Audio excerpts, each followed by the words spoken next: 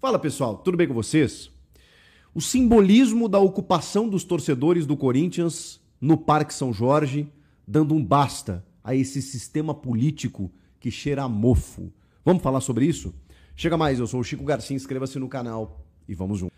Tô gravando esse vídeo com um pouco de atraso, eu não consegui gravar o vídeo ontem, que foi quando aconteceu todo aquele episódio, mas acho que ainda há tempo para eu me manifestar, porque ao longo do dia acompanhei muitos colegas, inclusive, alguns, infelizmente, distorcendo muito o que aconteceu, né, chamando de invasão, que os torcedores foram lá e passaram um cadeado no portão do Parque São Jorge, sendo que a presença da polícia estava ali. O cadeado foi um ato simbólico, de fechar o clube por má administração, dentro de um simbolismo, com uma faixa, para que os torcedores ali, representados ali pelas principais organizadas, claro que a Gaviões da Fiel, que é a principal organizada, encabeçou o projeto, o ato ali, mas tinha outros torcedores, e não só organizados, tinha muitos sócios, muitos torcedores que entenderam que o movimento precisava ser feito dessa maneira, um movimento absolutamente pacífico, de entrar no Parque São Jorge e de simbolizar que o torcedor naquele momento está tentando pegar o clube de volta. Porque o clube ele está entregue a pessoas que estão numa disputa por poder, vocês já sabem disso, e que não estão pensando no bem maior do clube. Estão pensando única e exclusivamente neles, em interesses próprios, muitas vezes de grupos políticos, muitas vezes no benefício individual. O torcedor que fez isso ontem, lá no Parque São Jorge, e a gente acompanhou com uma movimentação intensa, para mim foi muito simbólico. Não existe revolução sem ruptura, não existe omelete sem quebrar os ovos.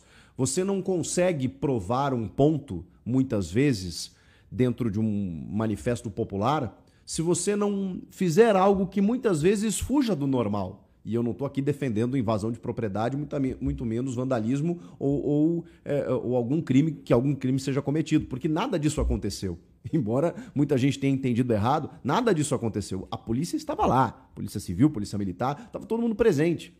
As organizadas entraram, conversaram, o próprio Osmar Stabile falou que não houve invasão, foi uma ocupação. E essa ocupação, ela tem um simbolismo, porque não se restringe ao Corinthians. Não foi, como sempre, né, o Corinthians é vanguardista em termos políticos, em termos de democráticos, em termos de brigas populares, manifestos, protestos para tentar reivindicar direitos. E através do Corinthians, né, outros clubes acabaram seguindo outros exemplos. Tomara que nesse caso também aconteça. Acho que outros clubes podem tomar o Corinthians como exemplo, sim.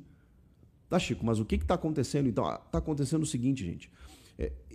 Essa galera que comanda o Corinthians, como vários clubes no Brasil, nesse modelo associativo, sequestra o clube do torcedor. Vou usar palavras duras aqui, tá? Sequestra o clube do torcedor. O clube não é da torcida, mas na verdade ele é. E é isso que o torcedor tentou fazer no Parque São Jorge. Tentou pegá-lo de volta, dizendo, não, senhores, peraí. Como bradou Sócrates certa vez, não é um clube que tem uma torcida, é a torcida que tem um clube. Essa torcida aqui não pode deixar. Não pode deixar sempre os mesmos indo e vindo num círculo vicioso, comandar um clube desse tamanho, com benefícios próprios, pensando nos próprios interesses, sem responsabilidade alguma daquilo que fazem, arrebentando o clube financeiramente, prejudicando o andamento do time. Os jogadores estão dando entrevista quase que como um pedido de socorro, dizendo, cara, parem com essa guerra, pelo amor de Deus, isso só nos prejudica. É presidente daqui, presidente dali, é presidente que tenta voltar de uma forma ilegal, é presidente que assume que nem que era vice-presidente, mas que nem estava na gestão, é uma oposição tentando derrubar o cara que assume. Peraí, gente, onde é que nós estamos? Por quê? Por conta desse modelo que cheira a mofo, que é ultrapassado, que é sempre aquelas cadeirinhas, sempre indo e vindo e voltando ao poder, porque eu fico me perguntando que disputa pelo poder por um cargo não remunerado, hein? Que loucura! Deve ser muito bom ser presidente do Corinthians, porque, cara, impressionante. Os caras se degladiam por essa cadeira, por esse cargo. Imagina se pagasse bem, né? Se desse um salário e tal, como eu acho que deveria ser. Tem que parar com isso, gente. Tem que profissionalizar a coisa. Ah, mas o Corinthians não pode virar uma SAF, o Flamengo não é uma SAF, o Palmeiras não é uma SAF, eles têm torcidas de massa e tal. A SAF não é para clubes de torcida de massa. Eu respeito isso e acho que o debate ele deve pelo menos existir. Agora eu fico me perguntando, porque o Palmeiras e o Flamengo, eles são modelos hoje, só que vocês reparam que o conselho, tanto de Flamengo quanto Palmeiras, ele não manda tanto, ele não tem tanta voz, porque o Flamengo teve, sabidamente, o Eduardo Bandeira de Melo, que fez com que essas gestões que vieram a reboque usufruíssem de tudo que o Bandeira fez naquele momento.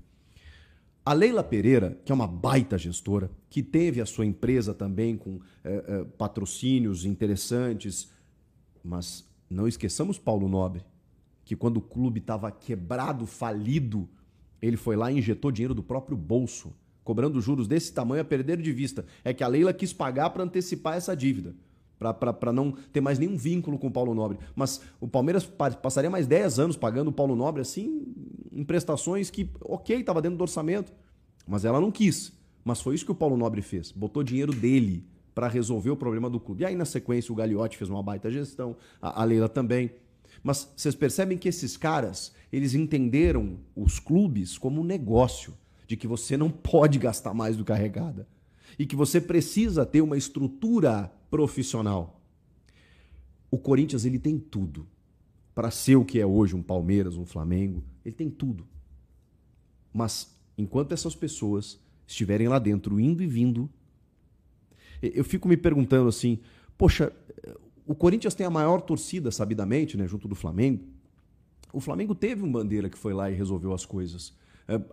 O Palmeiras teve o Paulo Nobre, o Gagliotti, a Leila, o Fortaleza que se organizou, hoje está mal dentro do campo aí, né, tecnicamente, enfim, mas a gente sabe como o Fortaleza se reconstruiu nas mãos do Marcelo Paz. O Cruzeiro agora está com o Pedro Lourenço, teve o Ronaldo lá que comprou ali para pagar as contas, vendeu para o Pedrinho e o Pedrinho está assumindo também. Assim, daquele jeito, né? Daquele jeito mecenas e tal, mas é um cara que botou aporte para resolver o problema do Cruzeiro. O Bahia virou SAF do Grupo City, tá bem, mas administração, profissional. O Botafogo, SAF. A SAF nem sempre é o modelo correto. Mas muitas vezes você precisa... Porque tem vários modelos também de SAF, não tem um apenas exclusivamente. Você precisa entender o que o teu clube precisa. O que não pode é o Corinthians ficar entre o Augusto Melo e o André Negão. E o Osmar Stabile no meio. E a renovação e transparência do lado de fora querendo derrubar todo mundo. O que não pode é isso. Porque aí quem vai sofrer é você, torcedor. Porque esses caras vão ficar aqui, ó, brigando pelo poder, gastando, cada um que assume vai gastar aqui, vai gastar ali. Ah, mas o Corinthians hoje arrecada 1 bilhão. Mas a dívida é 2,5. 700 milhões do estádio. Mas, cara, pelo amor de Deus, se o clube arrecada esse tanto, para um pouquinho e fala assim, cara, a gente arrecada 1 bi. Pelo amor de Deus, por que tem que gastar 2? Para! É uma disputa por poder, é uma irresponsabilidade financeira, jurídica. Todo dia tem uma cobrança. Hoje eu estava lendo aqui o Everaldo, gente. O Everaldo não deu um chute no Corinthians. O Everaldo tá cobrando milhões do Corinthians. E todo dia um jogador vai lá na justiça, tá todo mundo chutando o cachorro morto, né? O Corinthians vai lá, bota o Corinthians na justiça. O advogado já sabe. O advogado já pega o empresário do jogador e fala assim, você não tem uma grana para receber do Corinthians? Esse é o momento. Vai lá, aciona tudo, porque a FIFA vai mandar os caras pagar, eles estão sem dinheiro e tudo. Isso aí vai virar uma poupancinha, daqui a pouco você recebe. É assim. Porque aí vira aquela necessidade de transfer ban, caramba, aí o clube vai ter que pagar imediatamente. Tem que pagar e o cara vai receber. E aí e o Corinthians gera mídia, gera engajamento, gera vitrine, gera publicidade. Então todo mundo bota o Corinthians na justiça. E aí pronto, o Corinthians vai lá e tem que dar um jeito para pagar, mas por tanta cagada que fizeram antes. Então quando é que isso vai parar? O que o torcedor fez no Parque São Jorge foi dizer assim, chega. Porque é inadmissível que 4 mil associados escolham um presidente de uma nação. De uma torcida que tem uma população maior do que, sei lá, 70% dos países do mundo. O Corinthians tem mais de 30 milhões de pessoas, gente. Como é que 4 mil decidem o futuro desse clube? Eu nem acho que daqui a pouco você tenha que abrir o voto para todo mundo. Óbvio que não. Você tem que ter regras para isso. É por isso que se defende a reforma estatutária. Não é de hoje. Esse estatuto, ó, ele tem bolor. Ele tem bolor. Ele cheira a mofo. É um estatuto de, sei lá, 1960. Pelo amor de Deus, gente. Mudou. Vamos acordar. Vamos ficar defendendo o conselheiro vitalício, como tem no São Paulo, que é um outro exemplo, tá? O São Paulo também vive o mesmo problema, um clube mais antidemocrático do Brasil. E o Corinthians, que se julga tão democrático, porque é, na sua origem, na sua razão de ser, na sua história, precisa resolver essa parte política, cara. Porque não é possível que o torcedor não tenha voz, que o torcedor não consiga participar, que 4 mil escolham um presidente e que tenha como opção sempre os mesmos, as mesmas cadeiras, e que esse conselho que tenha que definir as questões do clube. Peraí. A reforma estatutária precisa acontecer especificamente por isso. Claro que, repito, não é qualquer um que pode votar, por exemplo, na minha opinião. Você tem que ter, sei lá, 5 anos de sócio fiel ao torcedor, você tem que pagar mensalidade em dia, porque aí você tem direito. Você tem que ter um número X lá de, sei lá, de frequência de jogos. Você tem que estar presente no clube. Claro, defendo isso. Mas, cara, amplia esse leque. Só 4 mil para 30 milhões? Não está certo. Não está certo. E a gente precisa entender que o Corinthians é muito grande, ele é da sua torcida, mas hoje, o torcedor que bota 40 mil em todos os jogos da Neoquímica Arena, ele está com as mãos amarradas. E ele não consegue fazer algo diferente, algo acontecer. Por isso que o que aconteceu no Parque São Jorge é simbólico.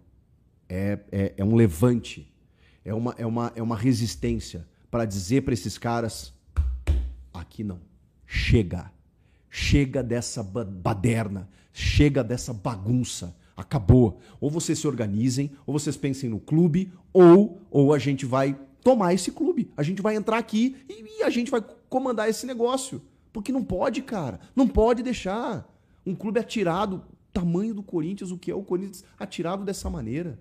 Então, assim, meus respeitos ao que o torcedor fez ontem e ao que o torcedor do Corinthians está fazendo, resistindo, sofrendo com tudo que está acontecendo, porque esses caras não estão preocupados com o futebol do clube. Comenta aqui. O que vocês acharam disso tudo? Inscreva-se no canal e eu volto na próxima. Tchau!